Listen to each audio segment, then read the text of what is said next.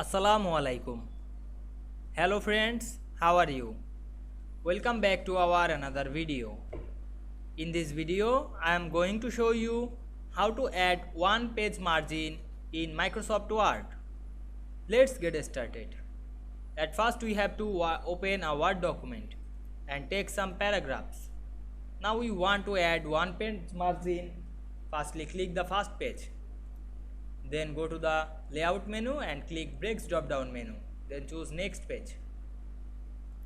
Then go back the first page and click margins option. Then choose white. Now we can see here we added one page margin very easily. I hope you enjoyed the video. Please like, comment, share and subscribe my channel. Thanks for watching.